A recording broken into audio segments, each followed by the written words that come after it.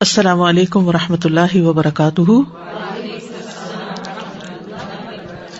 نحمده ونصلی علی رسولہ الکریم، اما بعد فاعوذ باللہ من الشیطان الرجیم، بسم اللہ الرحمن الرحیم، رب اشرح لی صدری ویسر لی امری واحلل عقدۃ من لسانی یفقہوا قولی۔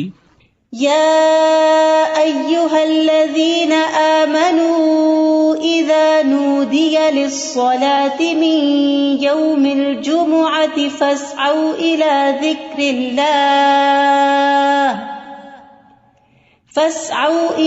ذكر الله وذروا البيع ذلكم خير لكم إن كنتم تعلمون۔ کہ ایمان والوں کے لیے جمعہ کی اذان کے بعد کسی بھی اور قسم کی مشغولیت اختیار کرنا درست نہیں، اور ہر عاقل بالغ کو جمعے کی نماز کے لیے دوڑ پڑنا چاہیے، کیونکہ جمعہ ہر مسلمان پر فرض ہے۔ نبی صلی اللہ علیہ وسلم نے فرمایا، جمعہ ہر مسلمان پر جماعت کے ساتھ لازماً فرض ہے، حق واجب کہا، سوائے 4 طرح کے لوگوں کے: غلام، مملوک، عورت، بچہ یا مریض۔ تو ایک ہو گیا غلام مملوک، دوسرا عورت، تیسرے بچہ اور چوتھے بیمار شخص۔ اسی طرح مسافر پر بھی جمعہ نہیں ہے، اور عورتیں گھر میں 4 رکعت نماز اپنی ظہر کی پڑھیں گی۔ گھر میں جمعہ نہیں ہوتا، جمعہ جمع ہو کر ہی ہوتا ہے، مسجد میں ہوتا ہے، اور بڑی مسجد میں ہوتا ہے۔ عید کے دن جمعہ نہ پڑھنے کی رخصت ہے۔ ابو ہریرہ کہتے ہیں کہ رسول اللہ صلی اللہ علیہ وسلم نے فرمایا، تمہارے آج کے دن میں 2 عیدیں جمع ہو گئی ہیں، پس جو چاہے تو اس کے لیے یہ نماز عید جمعہ سے کافی ہوگی۔ جمعہ نہ بھی پڑھے تو ٹھیک ہے، عید کا پڑھنا لازم ہے، اور ہم تو جمعہ پڑھیں گے۔ یعنی آپ نے پسند کیا کہ جمعہ پڑھیں، لیکن جو نہ پڑھنا چاہے، ظہر پڑھنا چاہے تو وہ بھی ٹھیک ہے۔ وہب بن کیسان سے مروی ہے، انہوں نے بیان کیا کہ ابن زبیر رضی اللہ عنہما کے دور میں جمعہ اور عید اکٹھے ہو گئے تو انہوں نے عید کے لیے نکلنے میں دیر کر دی، حتیٰ کہ دن کافی اونچا ہو گیا۔ پھر وہ نکلے، خطبہ دیا اور بہت لمبا خطبہ دیا، پھر اترے اور عید کی نماز پڑھائی، اور اس دن لوگوں کو جمعہ نہیں پڑھایا۔ یہ بات ابن عباس سے ذکر کی گئی تو انہوں نے فرمایا انہوں نے سنت پر عمل کیا۔ یعنی کہ باقی حدیثوں میں بہت سی چیزیں مماثلت ہے، جو ایک ایک چیز کسی اور حدیث میں الگ سے بھی ملتی ہے۔ جو شخص جمعہ کے دن غسل کرے، جس قدر ممکن ہو پاکیزگی حاصل کرے، اور اپنے تیل میں سے تیل لگائے یا اپنے گھر کی خوشبو میں سے خوشبو لگائے۔ پھر اسی طرح مسجد کی طرف جلدی نکلنا چاہیے، کیونکہ جب امام نکل آتا ہے تو پھر اس کے بعد فرشتے نام لکھنے بند کر دیتے ہیں۔ پھر کثرت سے درود پڑھنا۔ رسول اللہ صلی اللہ علیہ وسلم نے فرمایا، جمعے کے دن اور جمعے کی رات کو، یعنی رات سے ہی شروع ہو جائے۔ کل کسی نے سوال کیا تھا کہ جمعے کی رات کا کوئی خاص عمل کیا ہے، تو وہ درود شریف پڑھنا ہے۔ تو جمعے کی رات کو کثرت سے مجھ پر درود پڑھا کرو، پس جو آدمی مجھ پر 1 دفعہ درود بھیجے گا، اللہ اس پر 10 رحمت نازل کرے گا۔ اوس بن اوس روایت کرتے ہیں کہ رسول اللہ صلی اللہ علیہ وسلم نے فرمایا، بے شک تمہارے افضل دنوں میں سے جمعے کا دن ہے، اسی دن آدم علیہ السلام پیدا کیے گئے، اسی دن ان کی روح قبض کی گئی، اسی دن سور پھونکا جائے گا، اسی دن لوگ بے ہوش ہوں گے، اس لیے اس دن مجھ پر کثرت سے درود بھیجا کرو، کیونکہ درود مجھ پر پیش کیا جاتا ہے۔ یعنی یہ ایک اسپیشل ڈے ہے، اور اس میں اسپیشل کرنے کا کام کیا ہے کہ رسول اللہ صلی اللہ علیہ وسلم کو درود کا تحفہ بھیجا جائے۔ پھر سورۃ الکہف پڑھنا۔ نبی صلی اللہ علیہ وسلم نے فرمایا، جو جمعہ کے دن، رات کی بات نہیں، دن کی بات ہے، من قرأ سورۃ الکہف فی یوم الجمعۃ، تو اس کے لیے دوسرے جمعے تک نور روشن رہتا ہے۔ اور پھر کیا کرو، وذروا البیع، خرید و فروخت چھوڑ دو، ذالکم خیر لکم، یہ تمہارے لیے زیادہ بہتر ہے، ان کنتم تعلمون، اگر تم علم رکھتے ہو، جانتے ہو۔ یعنی اللہ نے جمعے کی نماز کے وقت خرید و فروخت سے منع کر دیا، اور اس کو ان لوگوں پر حرام قرار دیا جن کو مخاطب کیا گیا کہ ان پہ جمعہ فرض ہے۔ یعنی یا ایھا الذین آمنوا سے شروع ہو کے اینڈ تک ایک کرنے کا کام بتایا گیا اور دوسرا چھوڑنے کا کام، اور وہ کیا ہے، پڑھنا فرض ہے، ایسے تجارت چھوڑنا فرض ہے۔ ٹھیک ہے، یعنی جب اذان ہو جائے تو خرید و فروخت ترک کر دو اور اللہ کے ذکر یعنی نماز کے لیے جلدی کرو. یعنی اگر کوئی سودا طے بھی پا رہا ہے تو بس وہیں ٹھپ کر دو. آپ نے یہ ایکسپیرینس کیا ہوگا سعودی عرب میں کہ بعض اوقات یہ ہوتا ہے کہ صرف پیسے دینے والے رہ جاتے ہیں. آپ نے ساری چیز بھاؤ تاؤ کر لیا, چیز لے لی, پیک کر لی, رکھ لی, اور ابھی پیسے دینے ادھر سے اذان ہوئی, وہ کہتے بس چھوڑ دو, چیز بھی چھوڑ دو, نہیں چاہیے پیسے, نکل پڑتے ہیں. یعنی جو بہت پرٹیکولر ہے, یعنی اس درجے کا حکم ہے کہ اس وقت کام چھوڑ دو. انسٹنٹ اسٹاپ, وذر البیع, یہ بھی فرض کے درجے میں ہے. تو اسی وجہ سے علماء کا اتفاق ہے کہ دوسری اذان کے بعد خرید و فروخت حرام ہے. اصل میں یہاں تو ہمارے ہاں مسجدوں میں ایک ہی اذان ہوتی ہے, لیکن جیسے اگر سعودی عرب میں آپ نے کبھی حرم میں جمعہ پڑھا ہو تو آپ نے دیکھا ہوگا کہ وہ ایک اذان ذرا آدھا گھنٹہ یا کچھ پہلے دے دیتے, وہ صرف ایک انفارم کرنے کے لیے کہ لوگ تیاری شروع کر دیں. لیکن جو ہی پھر امام بیٹھتا ہے اور اذان شروع ہوتی ہے تو اس کے بعد پھر کوئی خرید و فروخت نہیں, امیڈیٹ پہلے والی ہے. اس میں یہ کہ بعض علماء کا خیال ہے کہ یہ زوال کے بعد سے نماز جمعہ کے فارغ ہونے تک ہے, یعنی جو ہی سورج ڈھل جائے تو شروع ہو جاتا ہے خرید و فروخت بند. کچھ کہتے ہیں خطبے کی اذان سے نماز تک ہے. بہرحال جمعہ کے دن خرید و فروخت یعنی صبح میں کر سکتے ہیں, اس کے بعد بھی کر سکتے ہیں, لیکن اس پیریڈ میں نہیں کر سکتے. تو احتیاط یہی ہے کہ زوال کے بعد سے روک دیا جائے. بعض اوقات یہ ہوتا ہے کہ خرید و فروخت تو نہیں ہوتی لیکن جاب ہوتی ہے.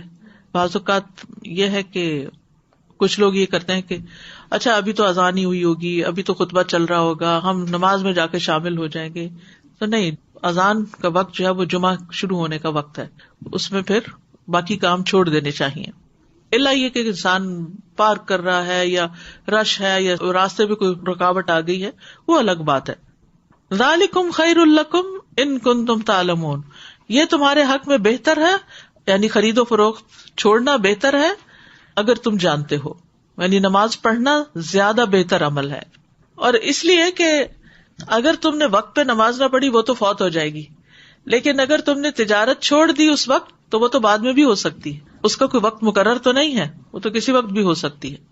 ایک تو یہ استاذہ جی کہ سورۃ الکہف کے بھی جیسے آپ نے بتایا, تو سورۃ الکہف کے لیے بھی کیا کچھ وقت مقید ہے؟ کچھ لوگ اس کو کہتے ہیں کہ it has to be before عصر.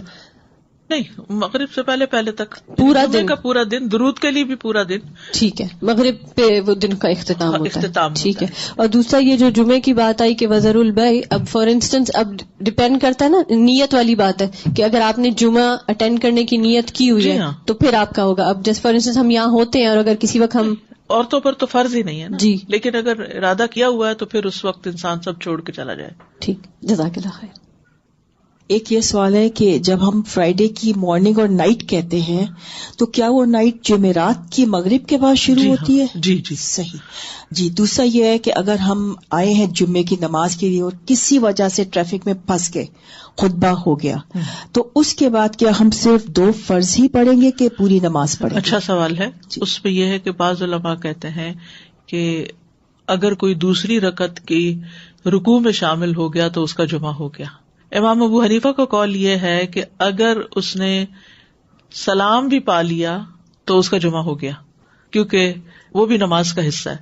حتیٰ کہ وہ یہ کہتے ہیں کہ اگر امام سجدہ سہو کر رہا ہے تو بھی جمعہ ہو جائے گا, یعنی پا لے گا. اگر کسی مجبوری کی وجہ سے کوئی سویا رہ گیا, کوئی کسی وجہ سے تاخیر ہو گئی تو جمعہ اس کو مل جائے گا. لیکن بہت سے علماء یہ کہتے ہیں کہ خطبہ بھی ضروری ہے کیونکہ یہ جمعے کا حصہ ہے, اور وہ یہ کہتے ہیں کہ اگر خطبہ نہیں اور جمعے میں شریک ہو گئے ہیں جیسے پہلی رکعت یا دوسری رکعت میں بھی, تو اس صورت میں پھر ظہر کی نماز یعنی امام جب سلام پھیر لے تو 2 رکعت پڑھنے کی بجائے 4 پوری کر لے.